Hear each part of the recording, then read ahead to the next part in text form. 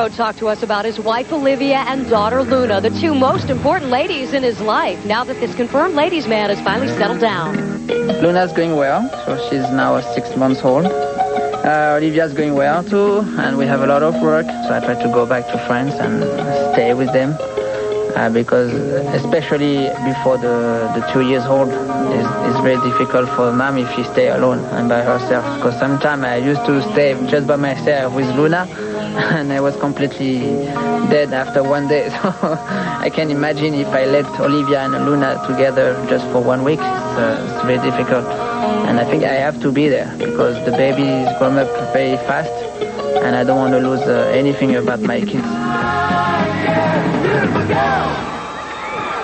Ladies and gentlemen, our next competitor, Philippe Candeloro. The proud papa's daughter was born on April Fool's Day, and she fooled all by arriving early. Philippe Candeloro calls fatherhood a great new experience, that it takes a lot of energy, although it's not an impossible mission. And that's not to be confused with Mission Impossible. Philippe skates to that today.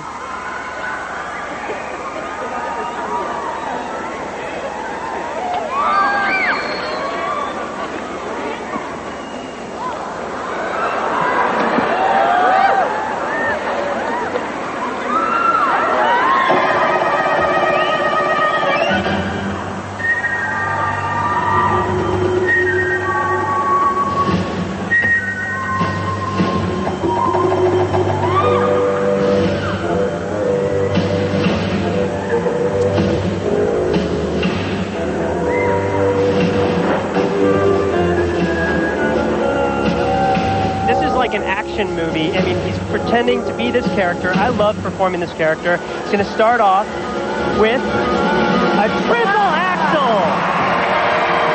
And he had the landing. He was just so far down in the knee. Pretty impressive start. This music has so much energy in it, Roz. It just gets you going. The audience loves to see Philippe take on these characters. Now here's a triple toe loop. Nice.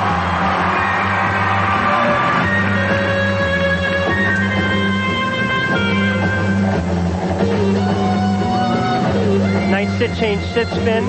Philippe is spinning very well as well. Okay, wait. Is he actually putting a shirt on as opposed to taking it off? Don't forget that this is a cleverly disguised time to breathe.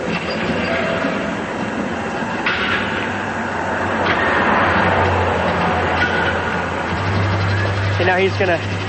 Here we come over to the judges, which again is always part of Philippe's numbers, climbing up on the boards. This time he's going for Carrie Leach instead of Debbie Thomas like in the first round. Ah, money.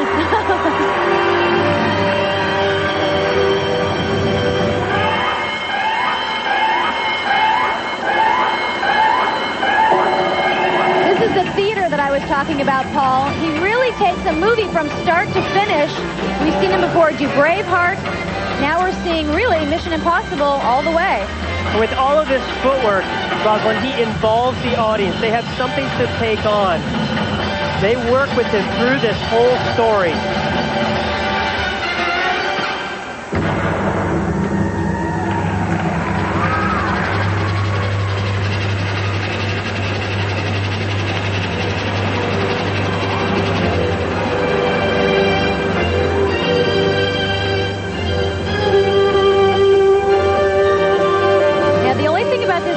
Paul.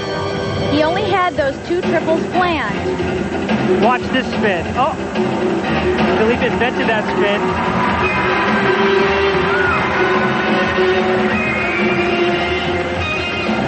You know Brian Boitano, though, is going to pack his technical program with more triples than Philippe had planned in this. Philippe was capable of more. He should have put more in this program. But he looks very strong at the end of this program. He's skating everything out, doing footwork that's very fast. Here comes a backflip. This number is choreographed by Alan Schramm.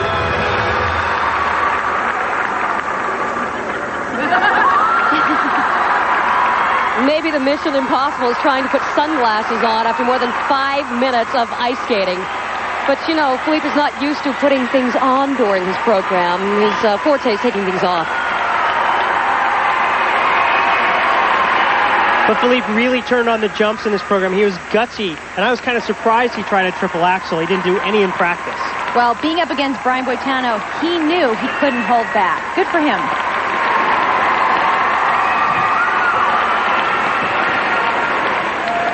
Now here comes the triple axel.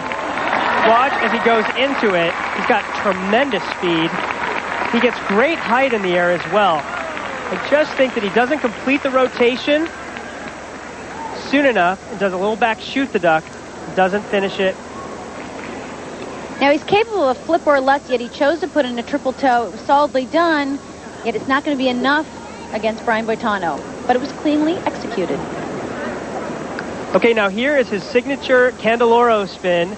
Goes into it from a sit spin and then slides on his knees. I think he missed it a little bit there. When I saw it in practice, it was a blur. Very unique. Philippe has invented several moves in the sport of skating. And, of course, the backflip. Not a triple jump, but takes a lot of strength at the end of a program. The team of Candeloro and Bobek were in second place coming into this round, but there are not a lot of points separating them from the first place team of Sato and Boitano. Let's see if this performance helped. I think 9/8 are going to be not enough to catch Sato and Boitano. I think Philippe needed a quantity of clean triples, not just an attempt on a triple axel. Well, the audience is going, but they don't quite understand that some of those jump landings and connecting moves can get a little sloppy. These are good, though. 299s. Concept, very entertaining. Bye-bye.